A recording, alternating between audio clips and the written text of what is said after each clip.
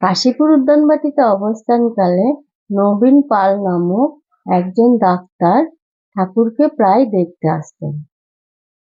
তিনি ছিলেন উদ্ভিদতত্ত্ব বিশারদ।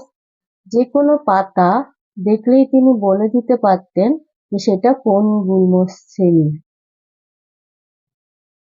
একদিন মজা করার জন্য নরেন্দ্রনাথ এবং সম্ভবত গঙ্গাধর মহারাজ দুজনে ভেটু পাতা আর কিসব জংলি পাতা জোগাড় করে নিয়ে এলেন নবীন পালের কাছে। নিয়ে এসে নরেন্দ্রনাথ অতি ব্যগ্র হয়ে বললেন, মশাই দেখুন তো এগুলি কোন গুল্ম শ্রেণীর। নবীন পাল সেই পাতাগুলিকে শুকে এবং নানা রকম পরীক্ষা নিরীক্ষা করে বললেন যে এটা ক্লাস লেমনিস। এই কথা শুনে সবাই হেসে ফেলল।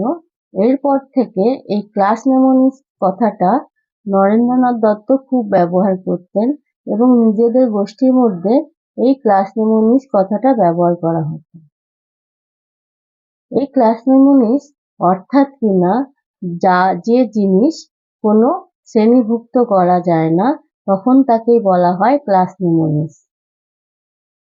বহু বছর পর্যন্ত এই ক্লাস লেমনিস কথাটা রামকৃষ্ণ মিশনে প্রচলিত ছিল। এই কাহিনীটি কেমন লাগলো জানাবেন, আর সকলে খুব খুব খুব ভালো থাকবেন। আজ আসি।